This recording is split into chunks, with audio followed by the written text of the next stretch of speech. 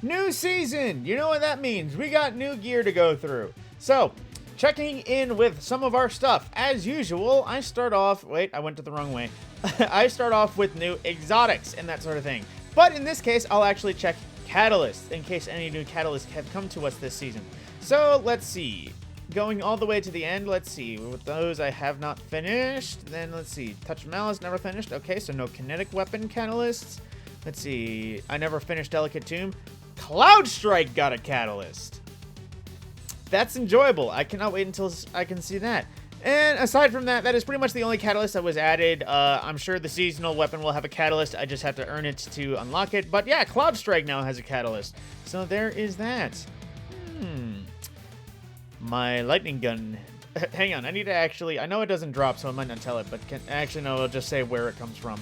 Never mind. So, into what I was actually talking about before. The main exotics we get this season. So, checking our kinetics. No new kinetic exotics right off the bat. Then, the Manticore, which is our seasonal exotic. It comes from the season pass. A very nice looking...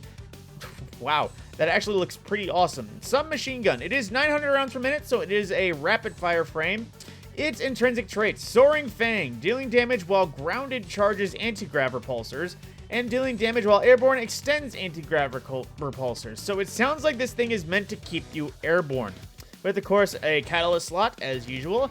Now, in terms of weapons, or in terms of attachments, it comes with arrowhead break and ricochet rounds, so it's already pretty much maxed out for recoil control and range, as well as, you know, the ricochet. And its other trait, swooping talons, dealing damage while airborne, increases the weapon's damage output. So this really sounds like it's meant for you to be in the air. So I'm assuming anti-grav repulsors helps you float or fly or whatever that is, as well as with the fitted stock gives you a little bit more of a buff. Stat-wise, it looks pretty good, and it is amazing looking, honestly, right off the bat. But aside from that, it pretty much just sounds like a floaty exotic in the form of an SMG. And then in terms of, well, I was going to say other exotics, but so far that's all we got. That's all we know in terms of exotic guns. And let's see what it's, just because we're here, what does its thing look like? Scorpion Flight. Ooh, that looks pretty nifty. I do like the look of that. And then, oh, that's Risk Runner. I'll have to look at that later. But in terms of armor, now let's see what's available for our new... Do my eyes deceive me? Do we not have any exotic... Okay. Currently, it's not shown in the collections, but it seems like we do not have any exotic armor that's new to this season. Huh.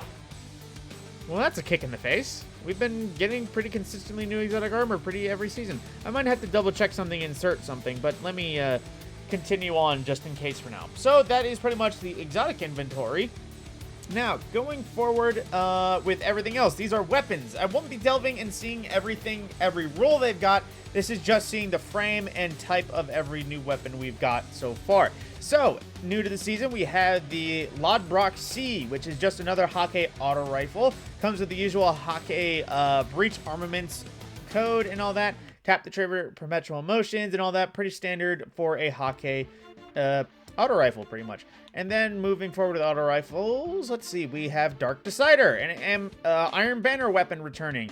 A Viced auto rifle, so it's a 720 rapid fire frame, but also this time coming back with Skulking Wolf, and can get both Iron Grip and Iron Reach, which in the end, I'm pretty sure, let's see, that's, let me do the math, plus 20 stability, that's minus 30 stability, so in the end, it's more range for worse reload, kind of.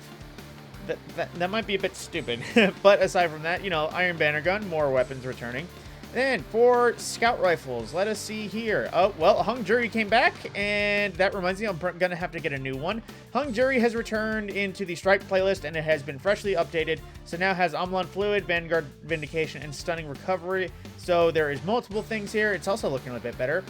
Adagio and still Rapid Hit. Okay, so there's a few things going on with there, and it's still the usual precision frame kinetic, as all that sort of stuff, with an Adept version as usual. Although I don't like the gold Adept, I prefer its silver Adept personally. But then we also have a new Stasis Rapid Fire Scout from Viced, Jiraka. I'm not sure what it is, but I'm liking that camo. That looks unique.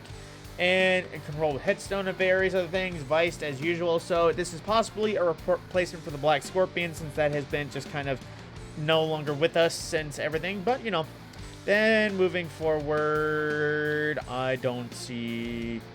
Oh, right, there's a hard Doom and Chelchis. But aside from that, that's it for that. So, in terms of pulse rifles, I already got access to the Disparity, which is an aggressive burst stasis scout rifle new to the season with a new origin trait, Ambush. This is the seasonal one, which is improved range, handling, and damage against combatants during the opening moments of an engagement. So think opening shot, the origin perk.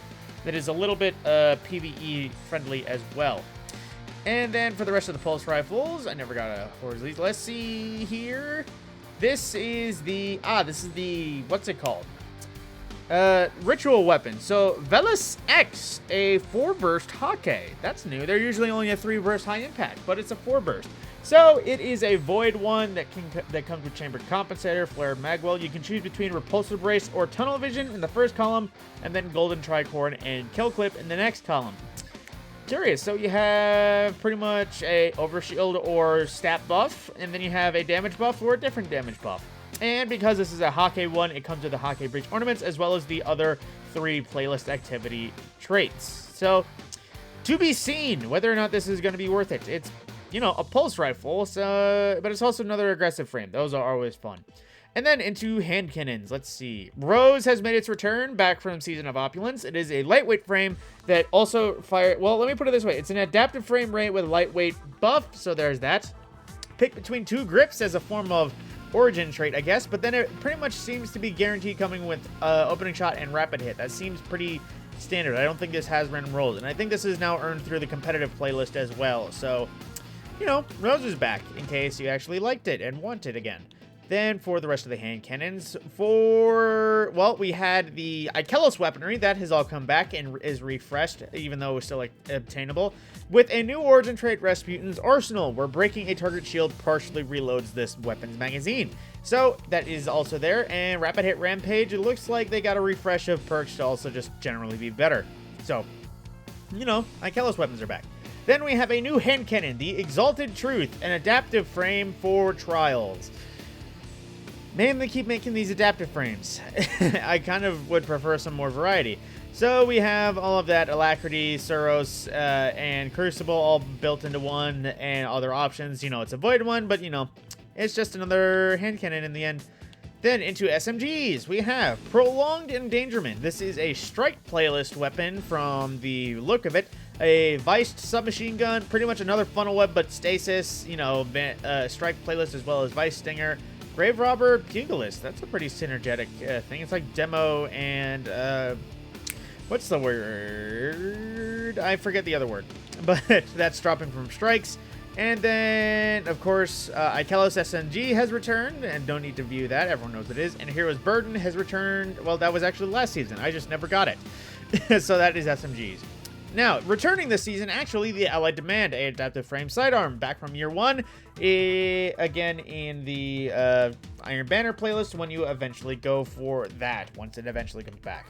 Then, moving through the rest of the side items, we already saw, let's see, forgiveness last season, Fioritura, that we've already seen that, Rapid Fire Suros thing, so there is that, a new Rapid Fire Full Auto Pistol.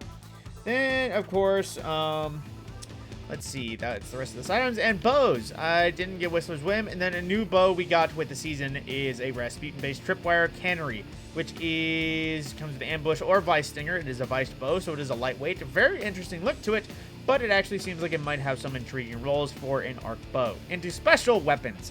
So, shotguns. They just got their rework of all the reticles and everything for shotguns. I never got Deadweight.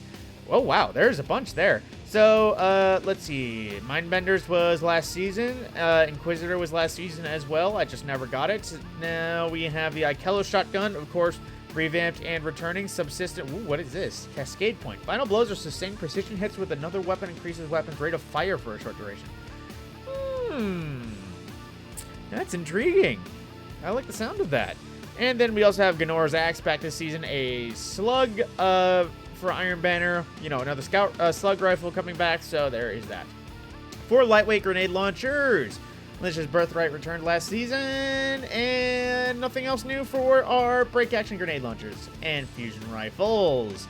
Poison Rebuke, never got that. Let's see. Okay, we have Burner Guiltless. So a new one. We have Stasis Fusion Rifle for Amalon. Our Vandal FR6, which is a high impact frame fusion rifle. So there we go. There's another one of those. Let's hope we don't have another Arantel issue.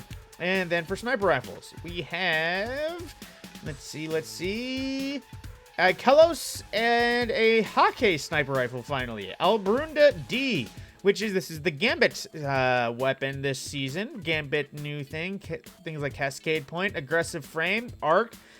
I like the sound of that. Could be a new Tatara's Gaze. I really like that scout back in the day.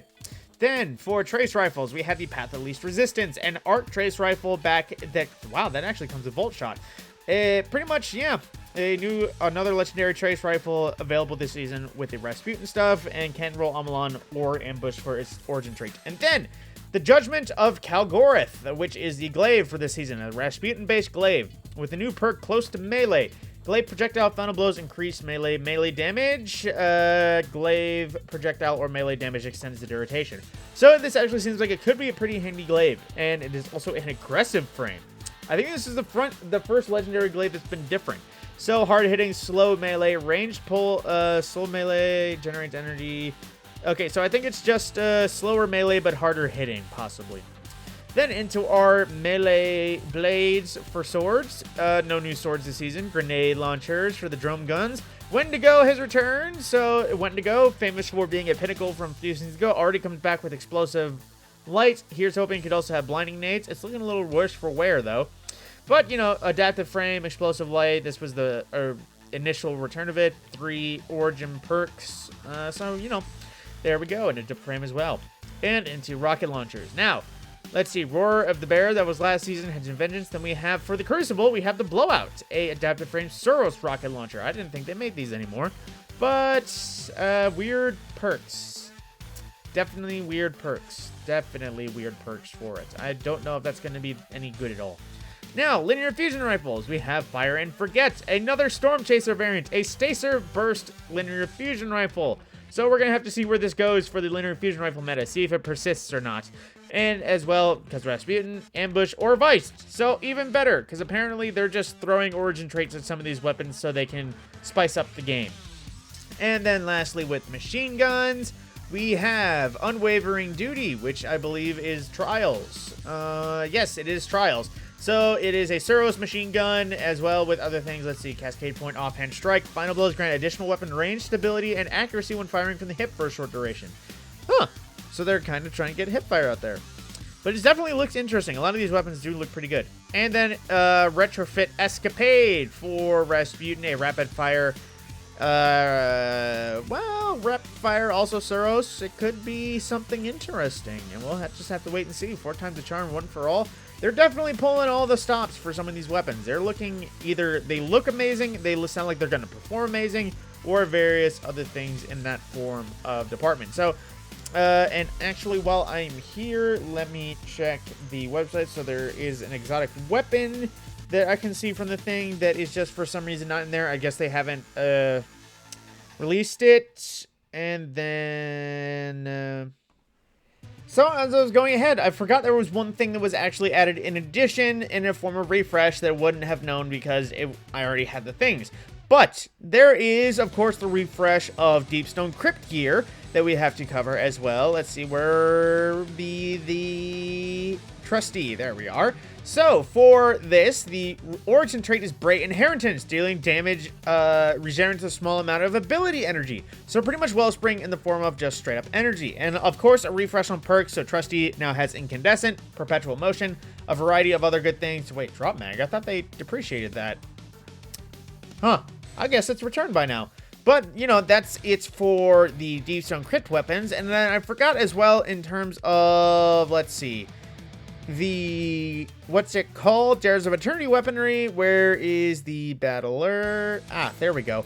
We do have a origin trait for them as well. Oh wait, I forgot these weapons already had a hot swap. Okay, so The origin trait that I was thinking of was for the shotgun, because apparently Tex Mechanica now has a origin trait as well after going over the artifact. So let's see, where is oh, I just passed it. I clicked wrong buttons. I saw it for a brief moment. Where did it go? Wastelander. So the Tex Mechanica ornament. Okay, that's also Hot Swap. So what has the Tex Mechanica ornament? I saw, I don't know.